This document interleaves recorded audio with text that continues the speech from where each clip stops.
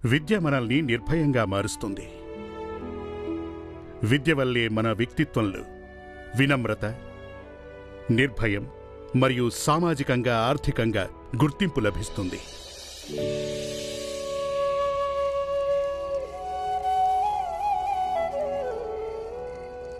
ఏమవుతుంది ఒకవేళ నేను మీ చేయి పట్టుకొని ఈరోజు ఆ పార్టీకి వెళ్ళలేకపోయాను?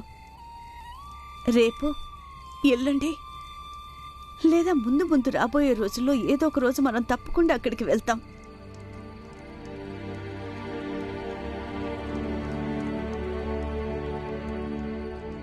భీమాబాయ్,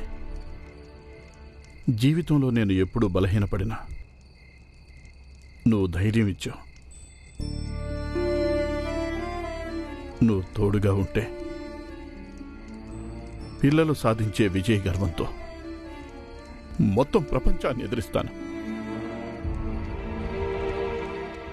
ఈ భీమాబాయి తోడు మీకు జీవితాంతం ఉంటుందండి.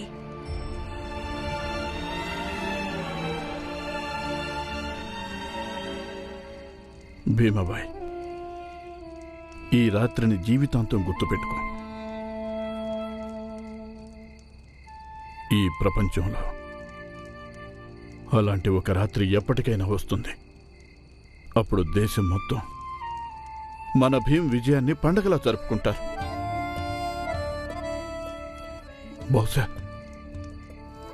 బహుశా అప్పుడైనా భీమ్ గుండెలో ఇవాల్టి బాధ ఏదైతే నాటుకుపోయిందో అది తొలగిపోతుంది. నాన్నా,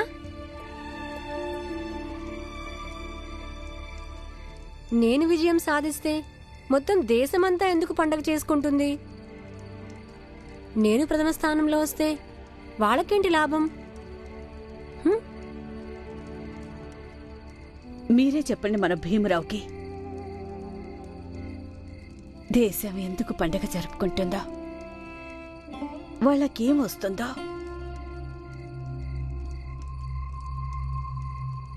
ఇట్రా.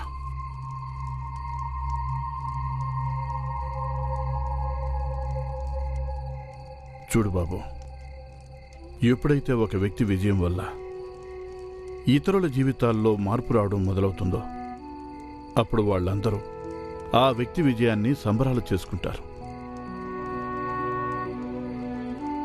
ఇక అలాంటి గొప్ప విజయం సాధించాలి అంటే నువ్వు తరగతిలో ఫస్ట్ వచ్చే విజయాన్ని నిరంతరం సాధించాల్సి ఉంటుంది. భీంబాబు, అసలైన ట్రోఫీ అంటే అది కాదు. ఏదైతే ఆంగ్లేయుల పార్టీలో నీకు ఇవ్వబోతారో అది. రేపు నీకు ప్రిన్సిపల్ గారు ఇస్తారనుకో. అసలైన ట్రోఫీ అంటే జనాల ప్రేమే, జనాల అభిమానం. అవి నీ పట్ల ఉండాలి. అవి ఎప్పుడుంటాయంటే నువ్వు ఎప్పుడైతే వాళ్ల కోసం నిస్వార్థంతో ఏదైనా మంచి చేసినప్పుడు, ఎలాంటి లాభాపేక్ష లేకుండా. అంటే దీని అర్థం నాన్న, నేను మొత్తం సమాజం కోసం జీవించాలా?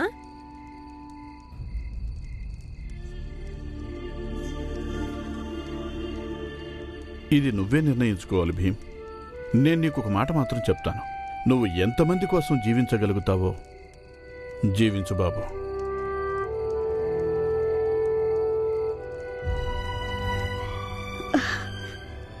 ఇప్పుడు నేను నీకొకటి చెప్పనా? ప్రపంచం బాగోగులు చూడాలంటే ముందు నీ బాగోగులు చూసుకోవాల్సి ఉంటుంది.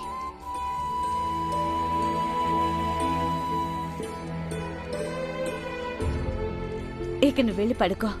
వెళ్ళు.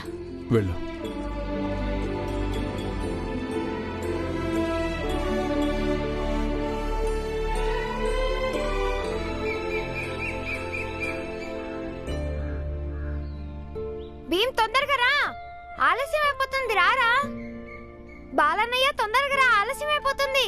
అరే అప్పుడే ఎక్కడ ఆలస్యమైంది? ఇంకా చాలా టైం ఉంది కదక్క. అరే గంగా అక్క, అన్నకి చెప్పు, అందరి ముందు మన భీమ్ స్కూల్లో ట్రోఫీ అందుకోబోతున్నాడు. అయితే మనం కొంచెం ముందు వెళ్దాం. అక్కడ అందరినీ చూసి ఫోజులు కొడదాం. ఇదిగో బాక్స్. అమ్మా, ఇవాళ ఆనంద్ ఎక్కువ చేస్తున్నాడు కదా? ఏంట్రా, వీడి తమ్ముడు ట్రోఫీ అందుకోబోతున్నాడు కదా, అందుకే. ఎవర్రా ఎక్కువ చేసేది? వీడే. మీ మేనల్లుడు. అరే ఇవెక్కడి నుంచి? అది ఈమె పాలు పంచదార బియ్యం తెమ్మని చెప్పింది. నిన్న రాత్రి మీరు పార్టీ ఇచ్చారుగా, అందుకే నేను ఇవాళ పాయసం చేద్దామనుకున్నాను. ఇప్పుడు భీమ్ ట్రోఫీ తీసుకొని వస్తాడుగా, అప్పుడు అందరి నోళ్ళు పాయసంతో తీపి చేస్తాను.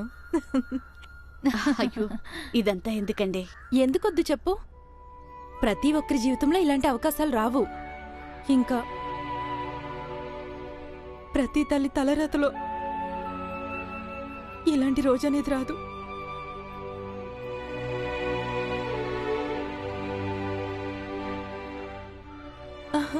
భీమమ్మ, నువ్వే ఆలోచించు.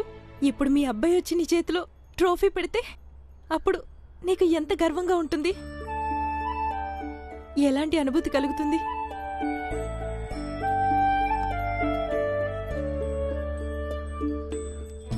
అదిగో వచ్చేసాడు భీమ్రావ్. ట్రోఫీ రావ్.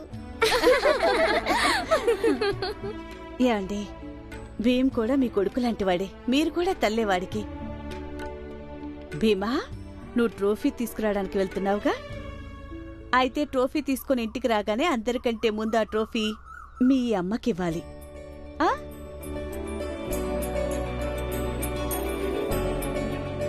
నువ్వు ట్రోఫీ నా చేతికిస్తావా?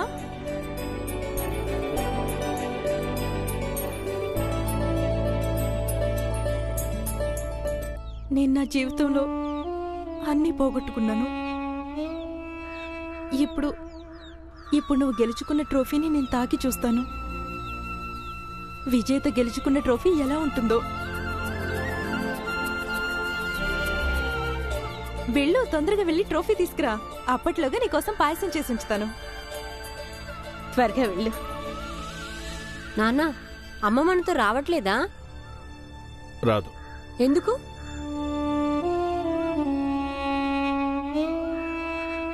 ఈ ఎందుకనే ప్రశ్నకి జవాబు నేను దారిలో చెప్తాను. పదండి పదండి పదండి. ఆనంద్, బాలా, పదండి.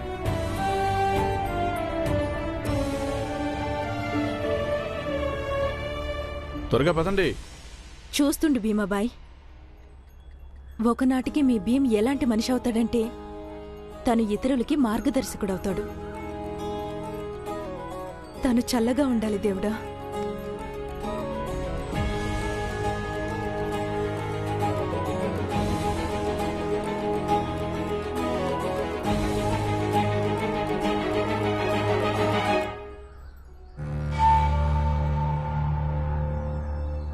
కానీ నాన్న, మీరింకా చెప్పలేదే అమ్మని ఎందుకు తీసుకురావడం లేదు? చూడు భీమ్, ఈ సమాజంలో చాలా మంది మనుషులు అనేక విషయాల్లో వంచబడుతున్నారు. వాటిల్లో స్కూలుకు వెళ్లడం, చదువుకోవడం కూడా ఒకటి. చదువుకునే అధికారం ఇప్పుడు సమాజంలోని ప్రతి వ్యక్తికి లభించడం లేదు. అందుకనే వాళ్ళని వంచితులు అంటారా నాన్న? వాళ్ళని చదువుకోకుండా అడ్డుకుంటున్నారు.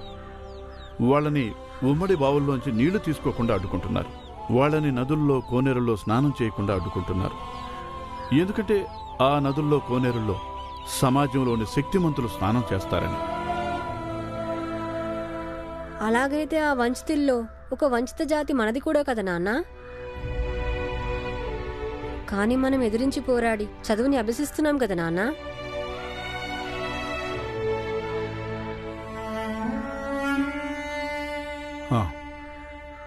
కాని భీమ్, అందరూ నీలాగా పోరాడలేరు బాబు. ఇంకా చాలా పెద్ద వంచిత జాతి మరొకటుంది. వాళ్ళు ఏదో ఒక జాతిలోనే లేరు, నిజానికి అన్ని జాతుల్లోనూ ఉన్నారు. వాళ్ళు స్త్రీలు. వాళ్ళని సమాజం మొదట్నుంచి చదువుకు దూరం చేసింది. అందుకని నేను మీ అమ్మని స్కూలుకి తీసుకురాలేదు. ఎందుకంటే సమాజానికి తప్పనిపిస్తుంది. మీ అక్కలు నీతో పాటు స్కూలుకి రాలేరు. ఎందుకంటే వస్తే సమాజం అది భరించలేదు. కానీ ఇదైతే తప్పు కదా నాన్న? కళ్ళు ఉండి ఏం లాభం? మన చుట్టుపక్కల అంతా చీకటిగా ఉన్నప్పుడు. అందుకు ఏమీ కనిపించడం లేదు. మా గురువుగారు చెప్పారు, విద్య వల్ల మనకు జ్ఞానం లభిస్తుందని. జ్ఞానం వల్ల వెలుగు వస్తుందట. ఒకవేళ అందరి దగ్గర జ్ఞానం ఉంటే అప్పుడు చీకటితో పోరాడవచ్చు. సమాజంలో మార్పు తేవాలి నాన్న.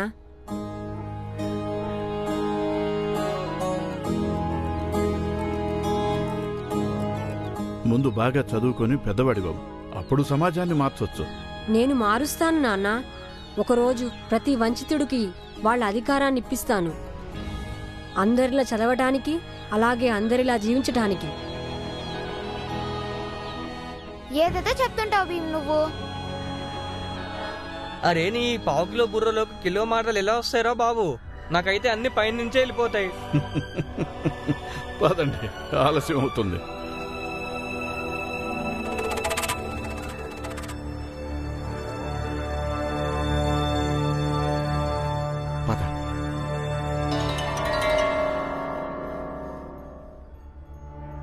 ఈ రోజు రామ్జీ సత్పాల్ ట్రోఫీ తీసుకోవడానికి ఎలా వెళ్తాడంటే ఏదో అతని కొడుకు భీమరావు ట్రోఫీ కాకుండా ఏదో పెద్ద సామ్రాజ్యాన్ని జయించినట్టు. నువ్వు చూసావుగా మంగేష్ అన్న, రామ్జీ అతని కొడుకులతో కలిసి ఎంత పొగరుగా నడుస్తున్నాడో. ఇప్పుడు భీమరావు పరీక్షల్లో అందరికంటే ప్రథమ స్థానం సాధించినందుకు ఆంగ్లేయుల ప్రభుత్వం గవర్నర్ చేస్తారన్నట్టు. అరే మంగేష్, ఆశీష్, మీరందరూ ఇక్కడ కూర్చున్నారా? అక్కడ ఊరి వాళ్ళందరూ కలిసి రామ్జీ సత్పాల్ని, భీమరావుని, అతని అన్నయ్యల్ని కొడుతున్నారు. ఏంటి?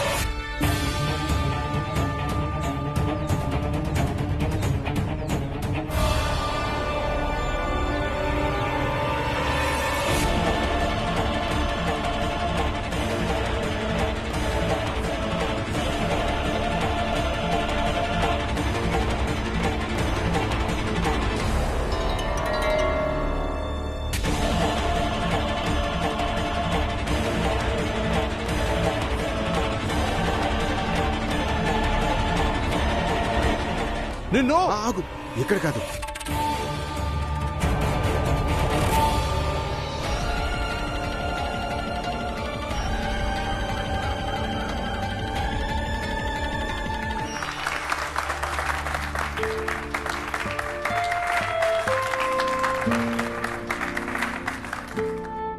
పిల్లలు, పరీక్షలో మన భీమరావు ప్రథమ స్థానాన్ని సాధించడం జరిగింది. అందువల్ల ఆంగ్లేయుల ప్రభుత్వం అతన్ని సన్మానించడం కోసం భోజనానికి పిలిచారు. కానీ ఏదో కారణం చేత భీమరావు ఇంకా అతడి తల్లిదండ్రులు భోజనానికి వెళ్ళలేకపోయారు. ఇక వాళ్ల స్థానంలో అక్కడికి వెళ్ళి నేను ఈ బహుమతి తీసుకొచ్చాను. ఇప్పుడు నేను కోరుకుంటున్నాను, భీమరావు తండ్రి రామ్జీ ఈ పురస్కారాన్ని నా చేతుల్లోంచి తీసుకుని మన అందరి ముందు ఈ పురస్కారాన్ని తన కొడుకు భీమరావుకి ఇవ్వాలని. రా భీమ్.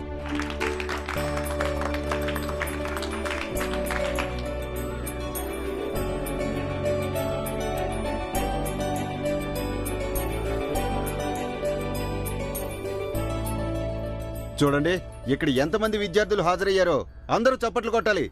నాకు తెలుసు భీమరావు అంటే మీకు ఇష్టం ఉండదు, అందుకే చప్పట్లు కొట్టలేదు. మీరందరూ చప్పట్లు కొట్టాలి. కొట్టండి చప్పట్లు.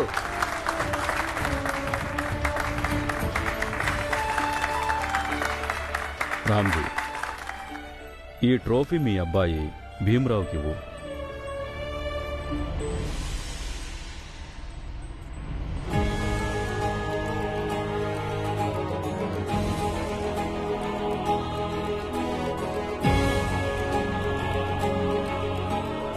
ఇదే విచిత్రం, వీడు పుట్టగానే అంతా ప్రశాంతంగా అయిపోయింది. నేను నా భీమ్కి జ్ఞానం ఇవ్వడంలో ఎలాంటి లోటు రానివ్వను. ఒకరోజు మన భీమ్ చాలా పెద్ద జ్ఞానం అవుతాడు. అలాంటి ఒక మంచి రోజు తప్పకుండా వస్తుంది. అప్పుడు దేశం మొత్తం మన భీమ్ విజయానికి పండుగ చేసుకుంటారు.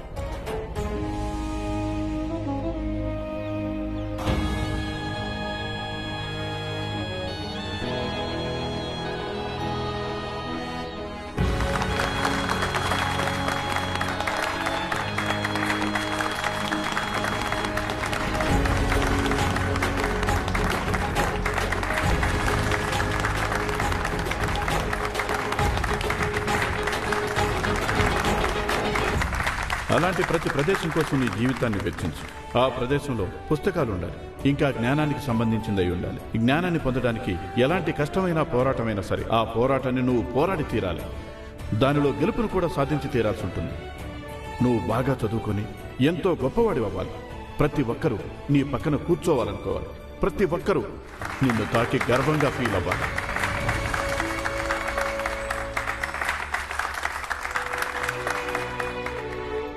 భీమ్రావ్, నాకు చాలా గర్వంగా ఉంది నువ్వు ఈ స్కూల్లో చదువుతున్నందుకు. నేను కోరుకుంటున్నాను నువ్వు కూడా ఏదైనా మాట్లాడు.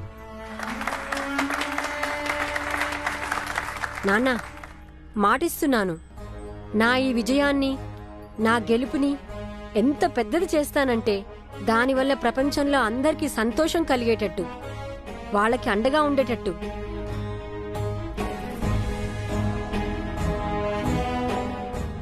ఎప్పుడూ నా వ్యక్తిగత స్వార్థం కోసం ఎలాంటి ప్రయత్నం చెయ్యను.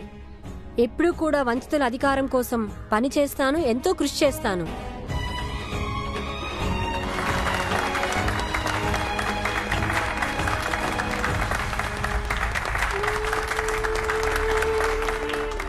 మీలాంటి వాళ్ళకి ఈ కుండలో నీళ్లు పోయడం కుదరదు.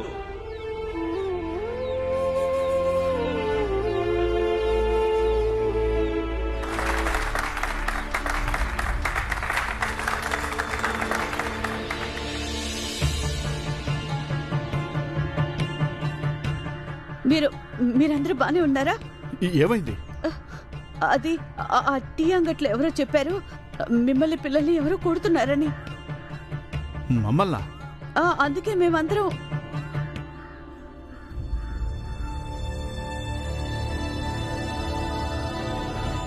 అలా ఎందుకు? మీ పిన్నేది?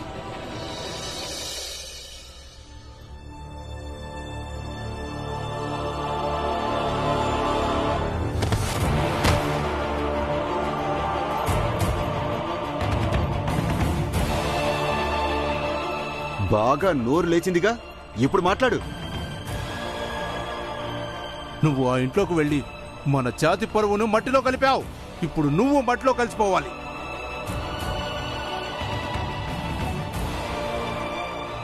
అంత పని చేయకండి.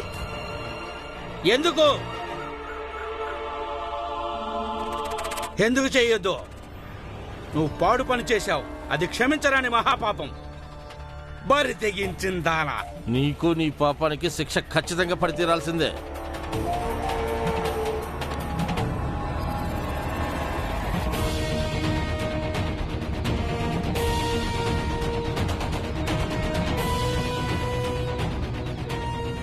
చంపేద్దాం దీన్ని. చంపేద్దాం దీన్ని, చంపేద్దాం దీన్ని, చంపేద్దాం. అది అడుపారిపోతుంది, పట్టుకోండి దాన్ని.